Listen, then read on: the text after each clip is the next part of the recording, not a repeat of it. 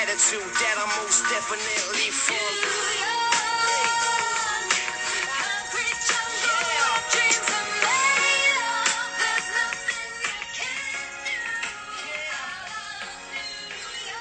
Welcome everyone, Commercial Dance Intensive New York City Seminar. Gia Mongell will be joining us. We're just going to wait for her to come back. But you know, these seminars are all about answering your questions and sharing with you the information that you need to succeed in our industry. Gia! Hi. Sorry. Hey. You're good. Cool. Beautiful. How are you? I'm good. How are you? It's nice to see ya. I know. It's so nice. All right. Can you see everyone's comments, or is that just on my page? I can see joined. I can see MK. Yeah, I think I can see. Okay, fierce. Great. So if questions pop up and things like that, you can see them too? Yes. Amazing. Wonderful. So where should we begin? I don't know. Let's start at the very beginning. A very good place to start. Okay. Gia, what made you want to move to New York City? Well, if you really want to go back to the beginning, when I was probably 5, living in Delaware before I moved to Georgia, my mom enrolled me in this thing called Safety Town, where you like go around and learn stranger danger and all these things. But the way that they set it up is that you drove those little like mini Jeeps. Like a kid's Like Jeep? a kid's Jeep, yeah. But the whole town was set up like New York City.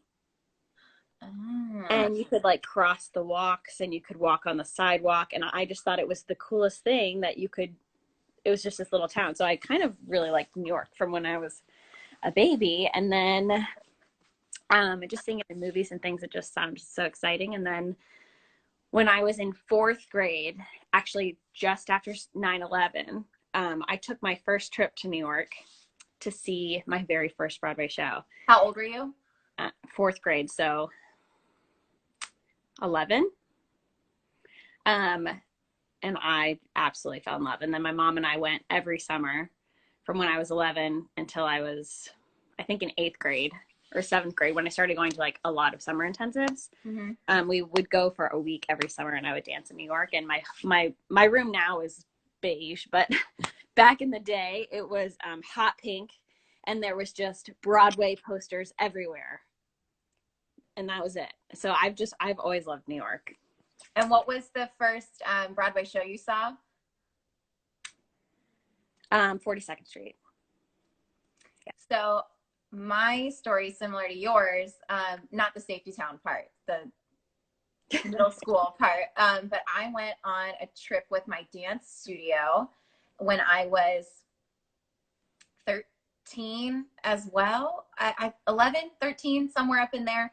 But I saw 42nd Street, and it was a whole like trip package. So we saw a bunch of shows. We saw Don Quixote by ABT. We saw Hairspray, Thoroughly Modern Millie, and 42nd Street. So yeah, we saw 4 shows in total. It was wild and amazing, and it just was so exciting all the time. And you know, we went to Steps and we went to BDC, and The best. The old BBC or the new BBC? The old one on 57th. Do you remember? I don't remember. It was probably on 57th. That one was just so legendary. Yeah. And I mean, it could have been around the same year that you went, because we're close in age, but that's kind of our distance, right? Yeah. Yeah, especially if you saw 42nd Street, because I wonder how long it ran. We'll have to look it up afterwards. Fun fact about that, though. So I saw 42nd Street. That was my very first Broadway musical. And then when I was in American in Paris, Dante, who was the associate, she was in that production of 42nd Street. Really? Yeah, my boss. So it was just very full circle. Would you say that in New York, especially the dance world, is big or small? Very small. Cool. Great. Okay. So Just talking to our listeners and our viewers. It's very exciting to be on this live. Thank you for joining us. Hi, Brandon Block. Who's that? We did pre-production of Roman Holiday together. Oh, that's great. Okay, sorry, keep going. No, you're good. I want to encourage anyone who's watching, if you have questions during our conversation, just go ahead and type it in, and we will keep looking at them periodically so we can answer things that you're curious about. This seminar is about how to survive in New York, what it takes to move there, like resources, and sort of we'll start off with maybe what like the daily life is like. I think that there's a big dream in our minds of like, you know, working in New York. Like, what is the daily life of being a Broadway performer? And since Gia has done that before, I was wondering if maybe, Gia, you'd want to talk about what a day would be like in the life of when you were doing American in Paris on Broadway. Like, what was your structure, and like, how did you fill your time, and like, you know, all sorts of things that you would have wanted to know when you were 13. Totally. So my days were especially busy because we had a very demanding show rehearsal wise. So even after we opened, we had rehearsal the maximum amount every week. So, and because I was a swing, I was required to attend all of those rehearsals. And because I was a dance captain, sometimes I had to run them. So a typical day, I'll just like say a typical week, because really they go in blur. So Monday's your day off. So Monday's the day that you are going to do your laundry. You're going to buy your groceries. You're going to meal prep, go to the bank, go to the doctor's appointment that you need to go to. Really, it's just like, that's the day you get things done. Why is it on Monday specifically? Monday is typically the day that most Broadway performers have off. It's like the dark day, but it really depends on your show schedule. Some people are dark on Sunday, some people are dark on a Thursday. It just depends on what your producers decide is your schedule. So my show ran the typical Broadway schedule, so it was dark on Monday, so we didn't have to work on Monday. On Tuesday, we had a show at 8. So during the day, kind of the same thing. Sometimes we would have rehearsal, but not always, because they have to pay us overtime if we rehearsed on Tuesdays. And then Wednesday was a double show day. So we had a show at 2 and then a show at 8. So basically you wake up in the morning, you have your coffee, you walk to the theater, or you get there however I was blessed I could walk there. You do your show, and then you have a break and you eat, and then you go back and you do it again, and then you go home and you go to sleep and you wake up and you do it again. Thursday, I would wake up, same thing, coffee, go to the theater. I would have rehearsal starting at, gosh, I can't hardly remember anymore. It started at noon, I think, and it went until 5, if I remember correctly. And then we had a small break and then half hour. So you'd eat and get ready and things. Then half hour and then the show. And then Friday, same schedule. So rehearsal, half hour, show. Saturday, we had 2 shows. And Sunday we had 1 matinee. So really a day in the typical life is you just kind of wake up, eat some breakfast, hang out, go to the theater. You're also staying up super late, so you're not going to bed until 1 or 2 o'clock in the morning, and your whole day kind of shifts. So you don't really wake up until 10 or 11 o'clock because you're going to bed at 1 or 2 o'clock every single day, which was something that I didn't realize was going to happen. Because I've always been an early riser. So to just have myself wake up at 10 a.m. every single day was like me waking up at 7. Yeah. Or 8. So, yeah. Cool. That makes sense. That's good. We have a question from LM Vance. I don't know, maybe this is a good answer for them. Since it is a small community of dancers in New York, is it easy to get a job dancing? Okay. Yes and no. So it is a very small community, but it's a very large community. So your pockets of people naturally will be smaller. Who goes to your classes? Who, what teachers do you like that maybe someone else also really drives with? So then they kind of become part of your community. And then of course, like once you start to get to know people, it's a business, right? So it's networking. And the more people you know, it helps. But I wouldn't say it's easy to get a job, but I would say knowing, getting out in the community, making friends, that definitely helps you. Absolutely. Yeah. I want to jump on what you said. I completely agree. Networking is very important. Adam Cates talks a lot about how networking doesn't have to be such a nefarious, like scary, rude thing. It's just a reality of what we do because of the community that we're developing here, or whatever city you might be in. The same thing probably goes for living in LA or Chicago or Atlanta or something like that. It's all about getting to know the people who are in your industry, because you're going to be at the same places all the time. You're going to be going to the dance studios and the auditions, and you're going to show up at the same casting calls. And there are lots of jobs, like there are tons of jobs, but the amount of people going for those jobs is very saturated.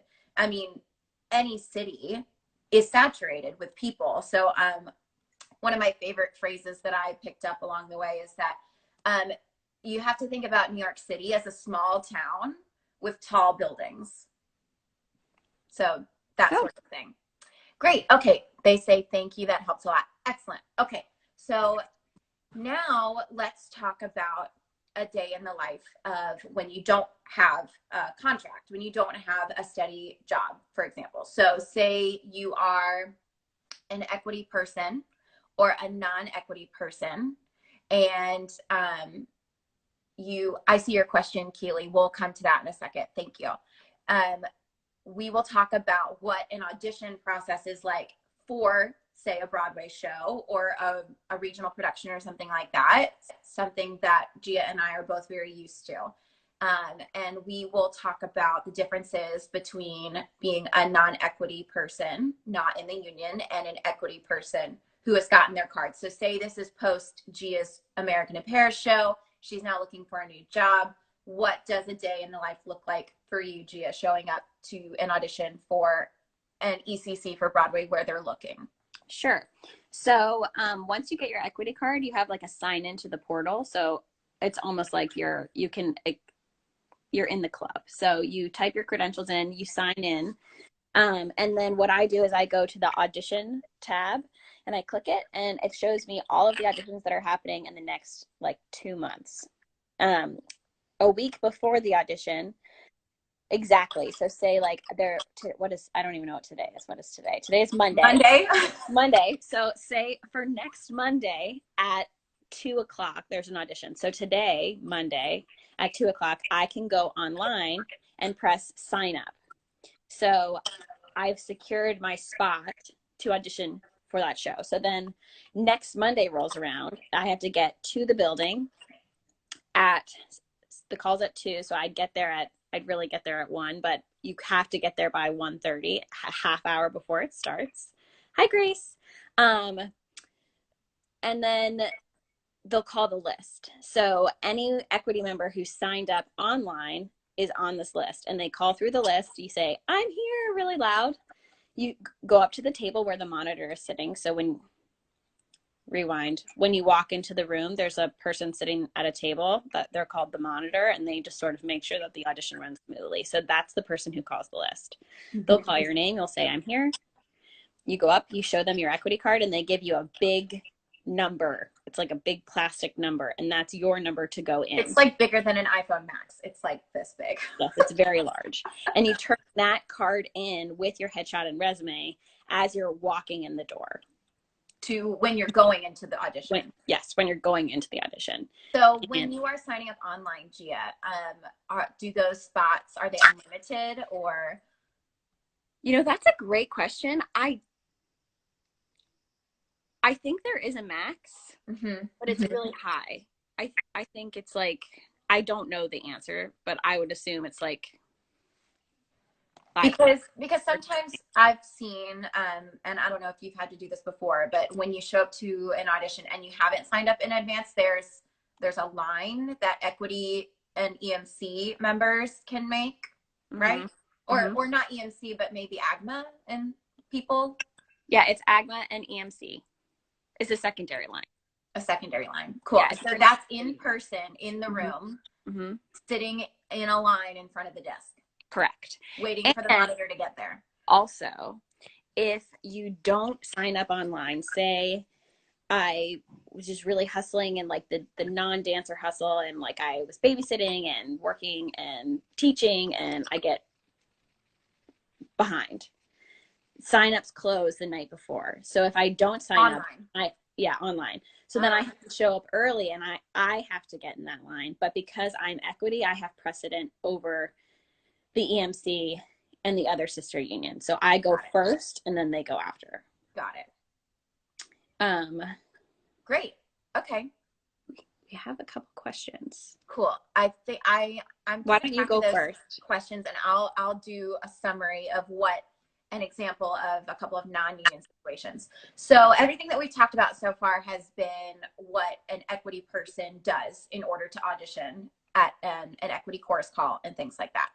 So if I'm a non-union person, I don't do anything except the morning of the audition. I can't sign up in advance. I mean, I can do my research online, but all I have is a schedule that says there's an audition happening at 2 p.m. and I go early in the morning and sign up for that audition on what's called an unofficial list. So there are different rules for different scenarios. One of the places that we audition a lot is a place called Pearl Studios, and that's at 500 8th Avenue. And that specific building has rules that an unofficial list cannot be started before 7 a.m. technically. So there is a doorman that sits at a desk, or a woman, and you walk in at 6:45, 6:55 in the morning, and there's a list that says, what are we auditioning for, Gia? Mean Girls? Sure. Great. We're auditioning for Mean Girls at 2 p.m. Walk in the door at 6:45 a.m. and I wait for the list, the piece of paper to be put down, and it says Mean Girls 2 p.m. ECC female dancer call, unofficial non-equity list, because there is no official list for non-equity. It doesn't exist. There's no rules. Right. It is like a wild, wild west for us. But the thing is that no one can tell you what will or will not happen for non-union people, so you might as well always show up. Mm-hmm. A number of things can happen with that list. That list could be honored. So say it's 3 o'clock. The audition's been going on for an hour, and they realize that they have room in their schedule after the equity, after the line, after the sister unions have auditioned. They have, an extra 2 groups that they could put some non-equity people in. And they will either go by the list in number order, which is why you want to get there early in the morning to sign up. They say, okay, we can take groups of 25. We have 2 groups of non-equity people. So that means the first 50 on that list, if they are there, can audition for an equity show. A non-union person is never guaranteed to be able to audition for an equity show. An equity person that shows up before the call is closed is guaranteed to be seen at that audition. However, an important fact is that if they close the list for equity people, they are not allowed to see any non-equity people. So say 500 people show up, which is normal sometimes, for Mean Girls. Yeah. And they say, we're not going to have enough time to see all of them. We're going to go ahead and send the non-equity home, because they can't even see one non-equity person. Even if you're best friends with the choreographer, equity rules say that you cannot see non-union people if you close the list for equity. Did I say all of that correctly, Gia? Yes, you did. You nailed it. So they could, if they are, so back to our scenario where they're seeing non-equity people in 2 groups of 25. So we have 50 people in the option. They can go by that list. They can also decide to not honor that list. And they say, we're throwing out the list. We don't care who got here at 2 o'clock in the morning. Doesn't matter. And they will say, we're going to start a new line and sign up on this new list, this new piece of paper that we put out. That's their official, unofficial, non-equity list, whatever. And so you get on this new list, and hopefully you're in the first 50.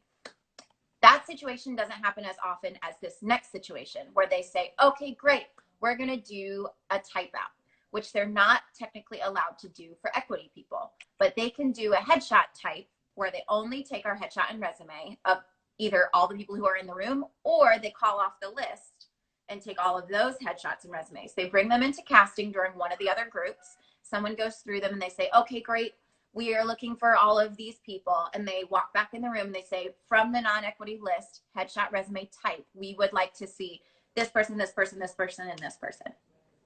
And you had something to add, Gia. I was just going to say they can type equity, but the equity member has to step into the room. So they'll call like 50 people into the room at one time. They'll line you all up and they'll say, do a kickball change, double pirouette pose. Or you could even do something as simple as a tendu second. And then they'll just say, okay, number, they won't call a number. That's wrong. Right. They'll say, okay, Gia, Melissa, Casey, step forward. Everyone else, thank you very much. Got it. Yeah. Yep. Great. Cool. So in general, non-equity situations, after signing up on a list early in the day, you can be taken into the room by number after equity has been seen.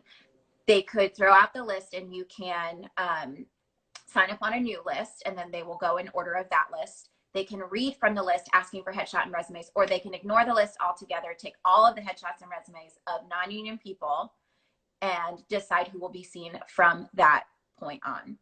Great. Okay, so now let's jump back to some of the questions that we have had. So one is, how do you, sorry, we'll come back to that in 1 second. How do you get your equity card? So there's a couple different ways to get your equity card. Melissa is in process of one of those. Yeah. So the easiest way to get your equity card is to book an equity show. Meaning either a regional theater that gives out equity contracts or a Broadway show, just booking it. That's hard because as a non-union person, you have to go through all the steps that Melissa just said in the room, or you have to be at the right place at the right time, all of which happens because that happened to me and it happened to a lot of friends. And I know you just really hit the lottery and you just book a contract. That is the 100% the easiest way to become an equity member. And another way, and that makes you a must join, correct? Yes. So once you book, if you can't, I actually think you can defer, but it's very frowned upon. Mm. So you have to join the union if you're in a union show. Yeah. The other way is to, Melissa? The other way is to earn what are called EMC points. So Equity Membership Candidate Program, the EMC program, is a way that regional theaters and other smaller productions, aka not Broadway productions, can get actors and actresses in their shows when they are not yet equity, but it's an equity production. So Equity makes a lot of rules about it. They have standards. It's usually a really great place to work because they abide by all of the equity standards, which are very important for our community. And an actor or actress can earn points for each week that they work. So I booked a contract recently where I was at a regional theater. For every week of work, I got 1 EMC point. And currently, there are 2 waves of the EMC program. It takes 25 points or 25 weeks in order to be eligible to join Equity. Now, Ellie has a great question. She says, is there any reason to wait on getting your equity card? Sometimes if you don't feel experienced enough, maybe that you don't have the right roles on your resume, or you're like brand new out of school. Maybe, for example, you want to get more experience before joining and being in the room with all the equity people. We have an imaginary set of standards in our mind. We say equity is professional, non-equity is not. Those aren't necessarily true. But a lot of times in casting, there could be different expectations. You know, so-and-so should be experienced. They should know how this works because they are equity. But if you want more time, there is a second wave of the EMC program currently where you can earn up to 25 more weeks. if you decide to stay in the EMC program at week 50, you either must join Equity or no longer work within Equity Productions. It's sort of like their own way of rationalizing that you get to work in these great places without paying money to our union. Well, you are paying money, but you're not paying the full initiation fee. So right now the EMC fee to join for the first 25 weeks is $200. And you just write a check on the first day of your job, first day of rehearsal. You write a check, you fill out paperwork saying, I'm here at this theater. Yeah. Does that go towards the full deposit? It does. Oh, that's yes. nice. Yes. So they're basically holding it, and they're like, okay, whenever you're ready to join, it's whatever the current initiation fee is minus $200. Oh, nice. Yeah. And then if you want to do the second wave of EMC, that's another $200 towards your full initiation fee. Great. Yeah.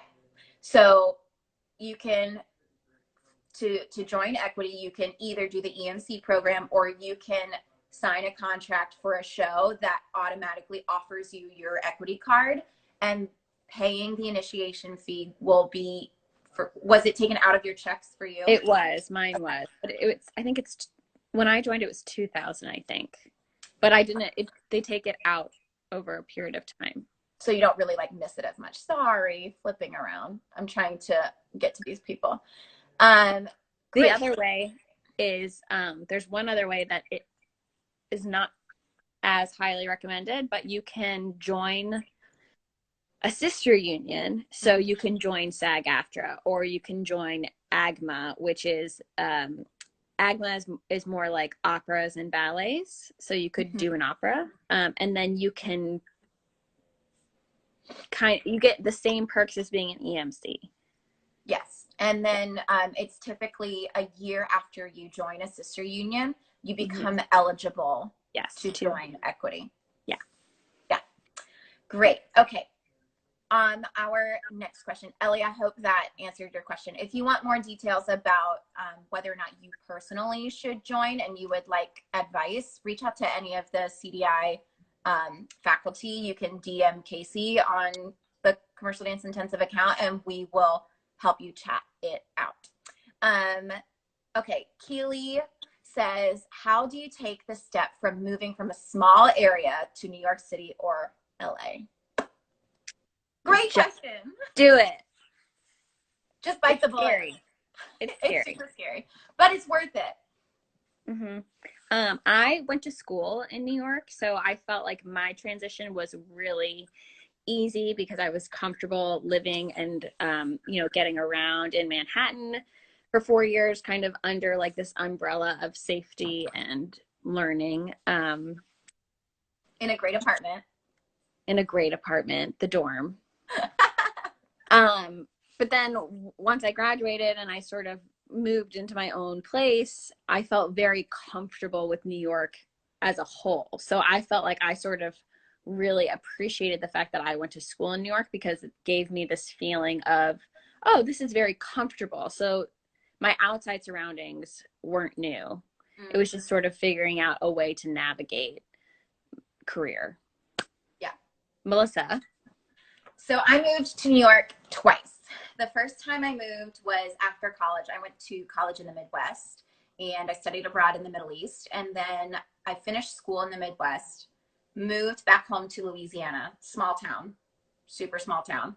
And I made a plan, and I said, okay, in 3 months, I'm going to move to New York. And I decided I would save up a certain amount of money, which is a different amount of money than I would recommend saving now. I would definitely save more money before moving. And then I reached out to people that I knew who knew people in New York. So Adam Cates, for example, who I know through the Commercial Dance Intensive, I said, Adam, I'm moving to New York. Do you know anybody who is looking for a sublet? So a subletter means that their apartment is available, for example, because they booked a job and they are on a lease and they have to pay for their apartment, so they have someone else live in it for a certain period of time. So in my first year of living in New York, I lived in 4 different apartments, which is a little uncommon, but when you first move, I personally recommend, especially if you don't have a huge budget, sublet. You can try different areas of town.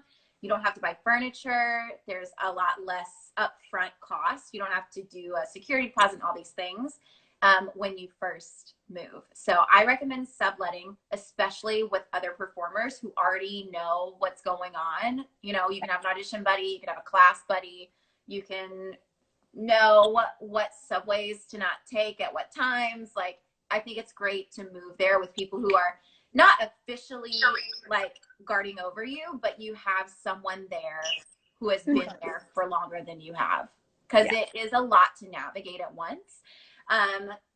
So long story short, I was there for about 2 years, and then I moved to New Orleans, and then I did some TV and film, and I did circus stuff down there, and then other things, and then moved back up here with my boyfriend, George, and he's great. And we are both here together now. And it's been 4 years now, 4 years? I think 4. 4 years. Yeah. So I've been back, and it's been a whole new ball game. And yeah, basically, if you've never moved to New York, my recommendation is you want minimum 3 months saved up of expenses, ideally 6 months. So you want to plan.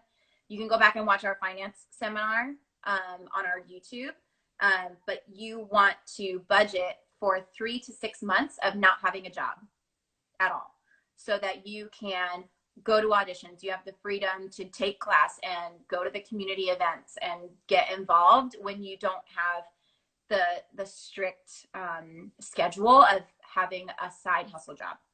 Would you agree with that, Gia? Totally.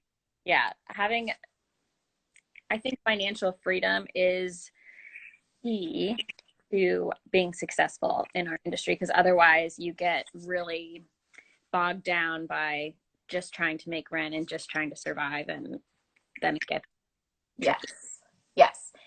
Casey gave me a piece of advice when I was in my first go round of living in New York, and I was really bogged down because I was working like 6 small, stressful jobs that had nothing to do with what I came here to do.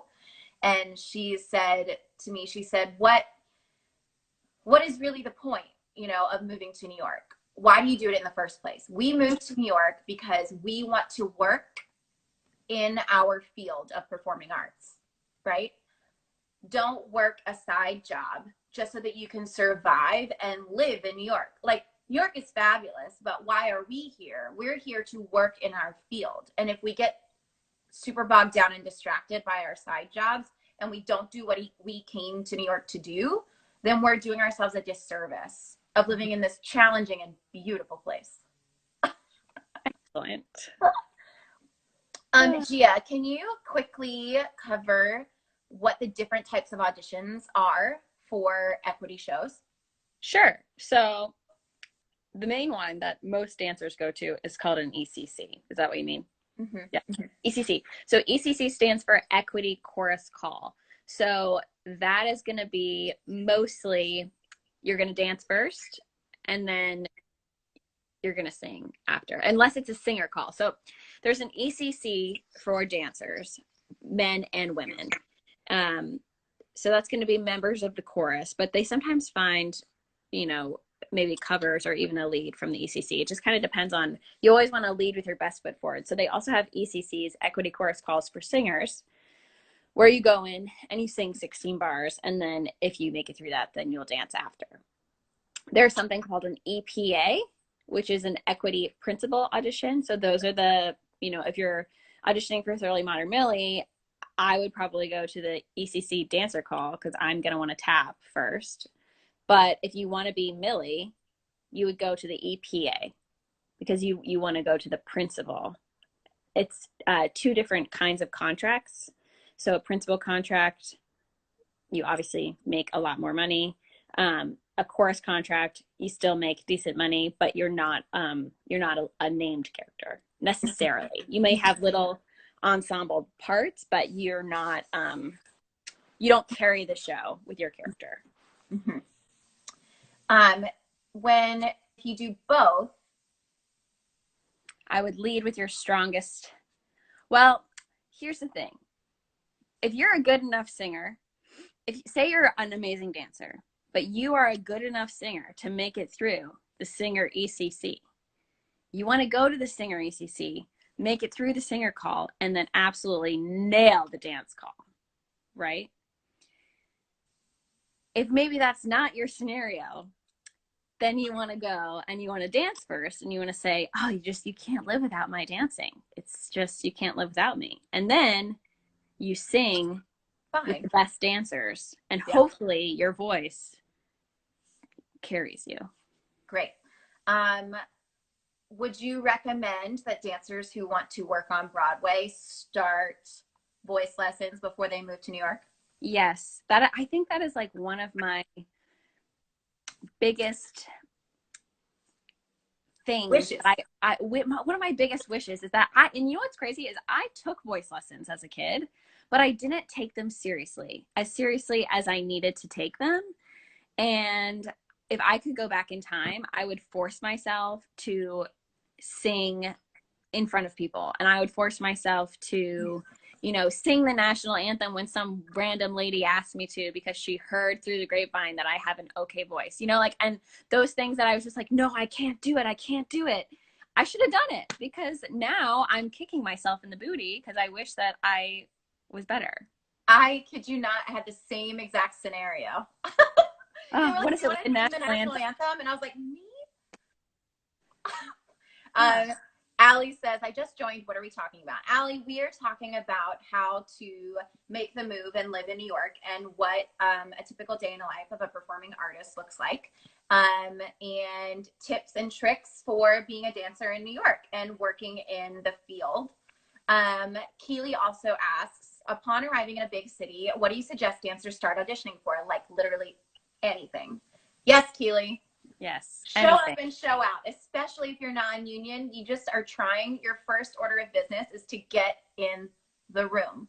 And that takes a while sometimes, especially if you remember, or you want to go back and rewatch this later. We talked about the different ways that non-equity people can get in the room. Sometimes with a headshot type, casting directors are only going to save the headshots that are right for the role, like age or look or hair or skin color, whatever it is, from that. Or they're going to save people and pick them out of the headshot pile saying, oh, I've seen this girl before at a call she wasn't right for, but she was in the room because they went by the list or whatever. And they say, oh, Melissa, I remember her. I want to see what she does with this combo. And it's because people are more comfortable. This is just in general in life, not just in performing, but people are more comfortable working with people that they know because they can trust them, because they're spending money on you and they're budgeting and hoping that you're going to be a good person to work with, right? So yes, go to all the auditions that you can. Learn what it's like. If you get nervous, you're going to want to work on being comfortable in the room, and you just have to keep showing up, because you're not going to, as a non-union person, you're not going to be able to get in the room every time. So you also have to work on dealing with that in your head and saying, like, I'm still valid. I'm still just as great of a performer whether I get into this room or not. But you have to show up over and over and over again, and you're going to get more comfortable with what the different scenarios are for the non-union list. And, you know, when they ask me for an 8-bar cut, like say, there you go. You know, yeah, am I back? Sorry. Yeah, you are. You'll get more comfortable with how auditions work. So yes, just show up and show out. Okay. Let's and then we'll go back to a Cammie's question, and then we'll go to Casey's question. Cammie says, what are some sites to find auditions? Go. Backstage.com, Actors Access, casting networks. If you're in the union, Equity. If you are not in the union and you want to know what equity calls are happening, you can find them on BroadwayWorld.com and Playbill.com. The one as a non-union person that I frequent the most, that I make my schedule on, is broadwayworld.com, and you click on the job equity, and then East Coast. That's what you would do. Also, if you're interested in doing like Radio City or the Metropolitan Opera, you need to go to their websites. The only place that they really post their auditions is through like the actual Metropolitan Opera website. Yes. So make sure you check those as well. Yes. And Keely, no worries. She says, I missed the beginning. We're going to keep this on the CDI page so you can go back and watch it. Don't worry. Okay. So Casey says, ideas of non-dance jobs that still help you in your career goals, but allows you to pay your bills. Cool. Do you want to go first? Bills. Bills. Yes. You can go back and watch the finance seminar that is on the YouTube right now if you want to go back and watch it. There's 4 different things that your side hustle should ideally do for you. I say you want to find a job that does 3 out of the 4 things that I'm about to say. 1, it is flexible. So your schedule allows you to leave or plan for auditions and things like that. You want to make a higher hourly pay, so you're spending less time at your job and making more money while you're there. You want it to benefit you as a person in some other way, so like business skills, or like you're learning something that is outside of our industry that will help you in your career, or it helps you with networking, so you're working with other performers. So those 4 things, you want 3 out of the 4 things. And some examples of those jobs are working at a gym, like working the front desk, doing fitness, teaching fitness classes, teaching dance classes, as long as it's flexible and the schedule works. That can also be great because you are already in that field. Catering and event work is very, very flexible, and it has a high hourly. I recommend that. Working somewhere that gives you added benefits like health insurance, or like say you have a specific diet and you need to spend a lot of money on food. If you work, say, like for Trader Joe's or Whole Foods or something, you're going to get a great discount on the health foods that you need. And you can also make that flexible. I don't know necessarily what the hourly is like, but I know people who have had success with that in the past. There's also a lot of remote work that you can do, but it's different for everyone. Gia, do you have anything to add to that list? I think that's great. I personally, just so that you like can put a face to a name, I personally work at SoulCycle. I work at the front desk. I'm a key holder. So when the manager's not there, I act as a manager on duty, which increases my hourly rate. I'm working with all Broadway performers. And in addition to working at SoulCycle, so I get free SoulCycle classes, I get a free Equinox membership, I get free Pure Yoga, free Core Power Yoga, free Physique 57, free fitting room. So I can work out anywhere that I want. All of like the bougie fun classes that like you're dying to take, I get to take all of those for nothing. So that's great. I work there. Then I teach dance on the East Side. And teaching it is tricky because as a teacher, especially as someone, I mean, all of us on the faculty at Commercial Dance Intensive, like we really care about you. We care about our students. So you don't want to put yourself in a situation where you have to compromise your career over your students. So the way that I've sort of finagled is I only teach in Manhattan. It's very alluring to take a teaching job on Long Island or in New Jersey or just like North Manhattan. But the thing is that then you have to get on a train at 2 p.m. in the afternoon in order to get there by, 4 when you're starting to teach your class. And what if you have an audition and then you have to cancel on your kids, which makes animosity. So I just found it's easiest to teach in Manhattan, and it's easiest to teach the later time slots. So the later the time slot, the better it is. For me, for teaching, I went through a period of time where I was teaching, and the exact same thing that Gia is talking about happened to me because I get very invested in my students. I now only sub I only sub for people, and it works out great for me because I basically have the freedom to say yes or no. If I can, my friend Jamie, hey, I booked a job. I need an acro teacher on Wednesday. Can you do it? And it's like 4 classes. And I can say, look on Broadway World, no auditions on Wednesday. I look on Backstage. There's no castings happening for TV stuff that day. Yes, I will come teach for you. And I treat it like gig work. So it's something that is more flexible. However, it does not provide consistency. I, for a long time, had been doing background work. So that is working on a TV or film set as a non-union person. And you are basically theirs for the day. And you need to know that there's no getting out early and you can't show up late. And you're basically stuck there until they release you. But you'll basically make like $115 after tax for the day of work.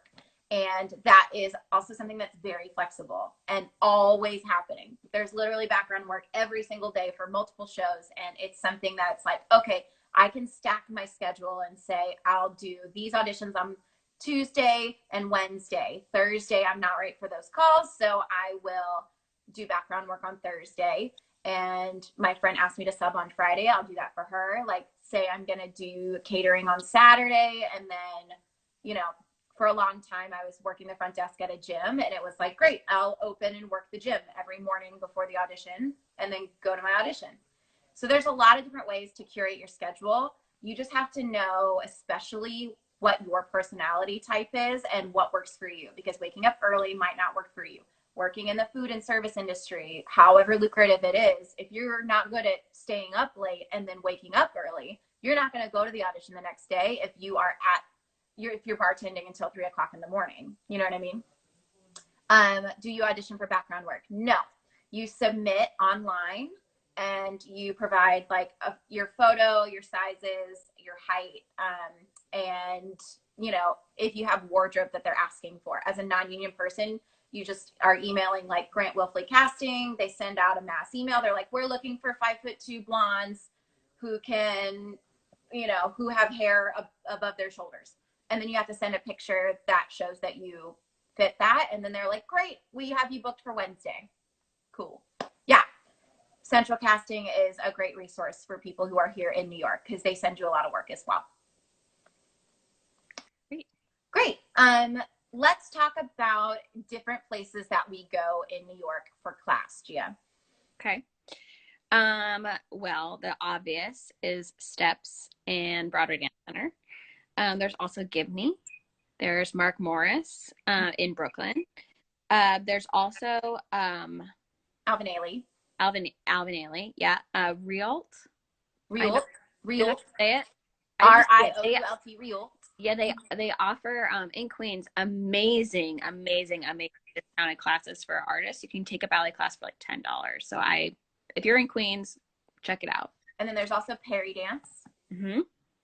And then people offer open classes that they individually schedule and teach at the same places that you audition. So now we'll talk about a couple of the locations where you can audition and also find independent classes. Pearl Studios, there are at least 2 locations. One is at 500 8th Avenue. The other is at 519 8th Avenue. There are a lot of locations of Ripley Greer. The one that is most notable is a block away from Pearl, and it is at 519. 525. 525. 525 8th Avenue. Yeah. That has a lot of auditions, and they have a second location that is on 38th Street, and then they have another location elsewhere. There's a new place that opened up called Open Jar. That's great. There's also Sunlight Studios, Porchlight's a theater. I think Light. Yeah, there's that, and then a couple of random places that pop up. You can also obviously audition at Actors Equity. And that's in Times Square. And can you think of any other places where auditions happen? Alvin Ailey. At Alvin Ailey, yes. They also sometimes audition like in the New York City Ballet Studios underneath the KOCH Theater. David Coach. Yeah. We completely forgot for classes also, you can go to City Center. Oh yeah, City Center, duh. City Center is gorgeous. They have the largest studios and they're stunning. There are no poles, no pillars. But you can, there's auditions that happen there as well. If you're looking for more like classical modern and ballet, there's a lot of that offered at City Center and they're just gorgeous there. Yes. Great. Okay, now is a perfect time if you have specific questions to type them in. We have like 6 minutes left. Gia, is there anything that you can think of that we can cover unless someone has a question? Maybe like areas to live. Great. Yeah. So there's like, when you first move to the city, there's generally a few areas that most people sort of start out living in. That's going to be northwest. So like Harlem, Morningside Heights, Washington Heights. You just have to make sure that you go and look at wherever you're going to live during the day and also at nighttime. Most importantly, at nighttime, if you are a young... Don't go alone. Yeah, no, don't go alone. Find some people, go with them, check out where you're going to be living. Yeah, here's a question. Ooh, great. Is it best to come up with a consistent look or should you just alter it based on auditions? Great. So can I talk about this, Gia? Please. It is very important to look like your headshot.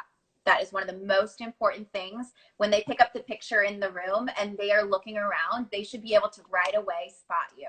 That doesn't mean you have to wear what's in your headshot or your hair has to be exactly like it is in your headshot, but a bold look and consistent look is very important for recognition, especially when you first move to the city. I moved to the city with long red hair, and that was my look for 3 years. And then I did the chop. I went blonde.